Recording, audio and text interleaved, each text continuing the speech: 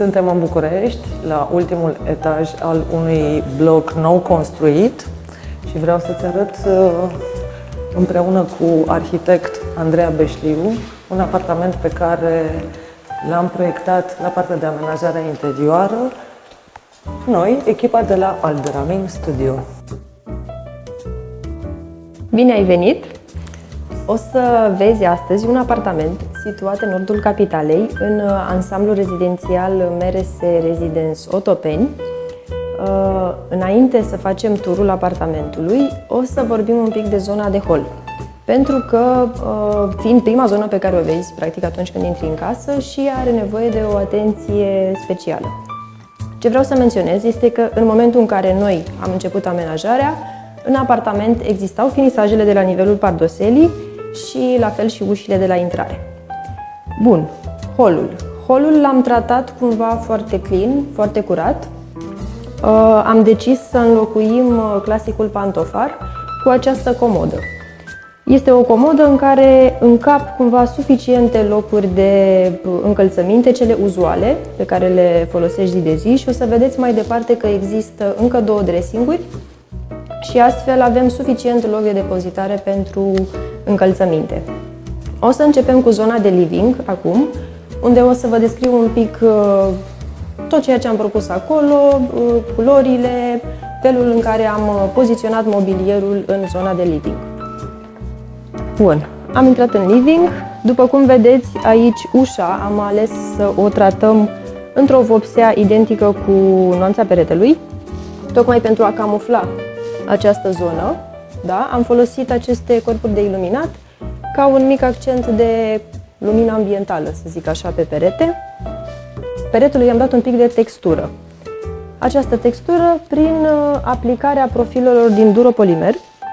Duropolimerul este un material destul de dur, astfel încât este și destul de rezistent, adică poți să treci liniștit că nu o să iei cu tine profilele de pe perete cu siguranță. Mai departe, în aceeași nuanță a peretelui, am ales să mascăm unitatea de aer condiționat. Sus este o unitate internă de aer condiționat. Există un panou traforat, practic se deschide, astfel încât aerul condiționat să funcționeze normal. Iar mai departe, cumva, având nevoie de această mască, ne-am folosit astfel încât să ne rezulte și o piesă decorativă, foarte frumoasă, zic eu. Avem aici și sistemul de aprindere a LED-urilor. Practic avem un panou de detaliu prin care am poziționat diferite corpuri de decorațiuni. În living s-a dorit un loc de luat masa. Avem o masă suficientă pentru 6 persoane. Este o masă care are niște culori neutre. Am mers pe un blat de marmură alb, picioare metalice, atât pentru scaune cât și pentru masă. Iarăși foarte important felul în care alegem textilul pentru scaune.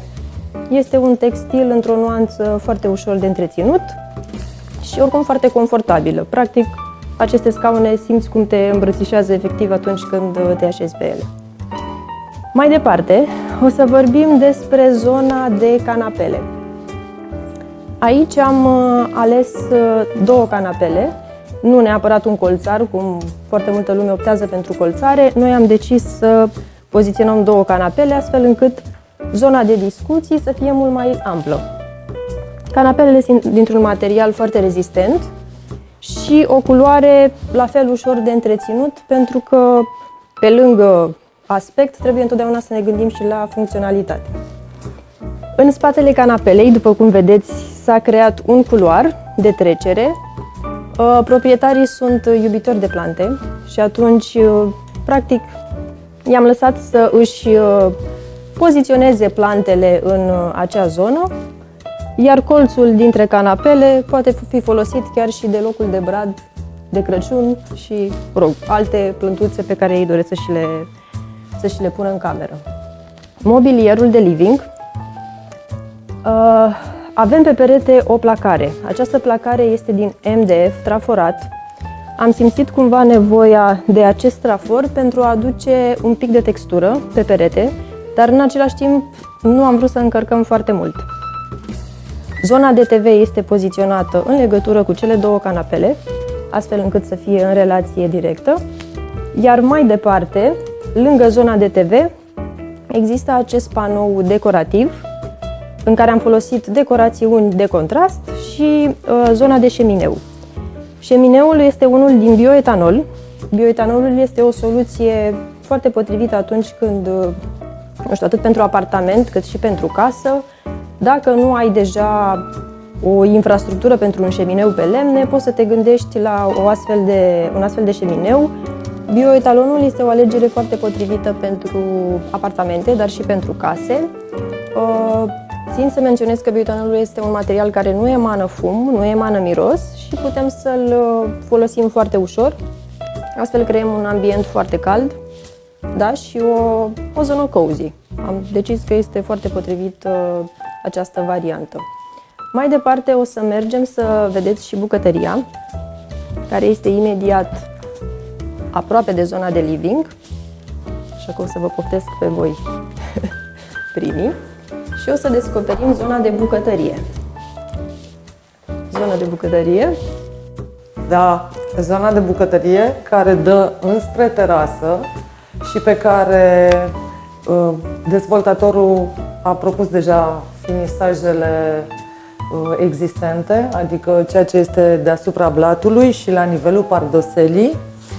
Așa că pentru noi a fost o provocare să mobilăm un spațiu care e lung și îngust și în care, evident, există și centrală termică pe care am mascat-o în mobilier, nu noi, ci firma de mobilă pe baza proiectului nostru. Aici este un loc de ședere și secretul într-un spațiu mic este să aveți grijă la dimensiunea blatului, la raza lui, astfel încât pentru un mic dejun să fie confortabil, dar nici să nu ocupe foarte mult din spațiu. Andreea, colega mea, a avut în vedere ca forma rotundă să se găsească frumos și la nivelul pereților, astfel încât toată zona să fie puțin mai dulce, iar elementele rotunde să devină prilej pentru prezența plantelor verzi, care să facă legătura cu spațiul exterior. Rama aceasta este decorativă, are inclusă o bandă LED și vine să sublinieze, să marcheze locul de luat masa. Bucătăria este realizată pe comandă din MDF, are blatul din corian, iar spațiile de depozitare sunt prevăzute pe mai multe niveluri. Pe lângă partea de jos există acest spațiu de depozitare cu uși care se rabatează. Desigur, electrocasnicele sunt încorporate, cum e și cazul hotei, la care există acces de aici, dar și în partea superioară există spații de depozitare, iar corpul de iluminat a fost ales și gândit astfel ca ușile superioare să nu se lovească de el.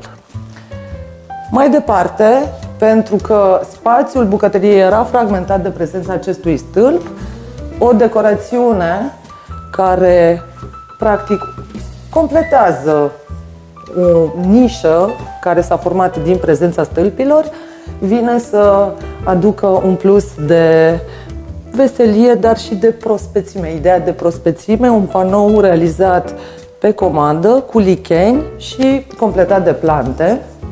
În continuare a mobilierului de bucătărie, ideea a fost ca la intrare în spațiu, acesta să nu se simtă foarte tehnic, de aceea ne-am gândit că ar fi în relație foarte bună cu living-ul, o zonă de expunere a băuturilor, ca să fie la îndemână atunci când ai oaspeți, iar frigiderul combina frigorifică mai exact, evident că este încorporată, astfel încât toată imaginea să fie curată, ordonată și elegantă. Să vedeți acum următoarele spații. Deasupra comodei am pus această piesă voluminoasă, oglinda cu ramă aurie și, bineînțeles, plantele care sunt nelipsite din fiecare cameră. Mai departe o să vedem dormitorul de oaspeți. și o să intru eu prima, să vă deschid. Este un dormitor amenajat simplu, cu o canapea extensibilă. Am ales și aceste riflaje pe pereți, care seara dau o lumină foarte frumoasă. Iar în fața canapelei avem un dulap pentru mai multă depozitare, pentru că, până la urmă, fiecare casă are nevoie de foarte multă depozitare. Noi am încercat să integrăm astfel încât să nu pară foarte încărcat cu foarte multă mobilă, dar în același timp să existe spații suficiente. Este un dulap din MDF. Regăsim aceste frezări pe care le-am folosit și în zona livingului și am decis să încastrăm televizorul ca o ramă, practic ca un tablou, în acest spațiu de depozitare. Zona de dressing este foarte interesantă pentru că foarte multă lume are aceste întrebări, cum să ne compartimentăm dressingul. Și atunci o să vă invit să vă spună Adela mai multe despre acest subiect. Da, un spațiu bine gândit încă din faza de proiectare a blocului, astfel încât între corpurile de mobilă cu adâncime de 60 de centimetri să existe un spațiu generos de aproape 1 metru, astfel încât să poți să manevrezi ușile care există în acest dressing separat doar pentru partea de pantofi, încălțămintea proprietarului care este aici. În rest, compartimentarea este deschisă pentru că spațiul în sine are practic ușă. Și cum s-a făcut compartimentarea? Aici am discutat cu cei de la firma care a realizat mobilierul pe comandă și cu proprietarii, astfel încât să vedem care este numărul de haine și tipul lor. Pentru hainele care sunt, de exemplu, haine de purtat, o dimensiune a înălțimii pentru umeraș e suficientă de 1,60 cm. Părțile pe colț le-am exploatat pentru depozitare deschisă, pantofi. Zonele pentru pantaloni care sunt pe umeraș și bluze, la fel pot să fie împărțite într-un spațiu de circa 2 metri sau înălțime de 1,80. Aici, iarăși, distanța de la umeraș până jos pentru rochii de vară, cum ar veni mai scurte, merge de 1,60 m. Aici sunt sertare care sunt binevenite pentru obiecte de lenjerie și șosete, iar în partea aceasta, pentru rochii mai lungi sau eventual paltoane, care sunt și ele mai lungi, înălțimea e bine să fie de 1,80 de la bară în jos. Un dressing minunat, dar nu este ultimul. O să-l descoperiți și pe al doilea, în curând. Dar haideți să vedeți unde vă întâmpină Andreea în dormitorul matrimonial. Bună din nou!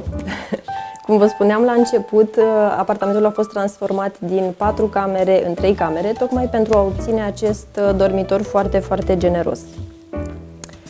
Ce am luat în considerare atunci când am gândit acest spațiu a fost să obținem o zonă foarte, foarte cozy, în care să te simți bine, în care să poți să te odihnești așa cum trebuie.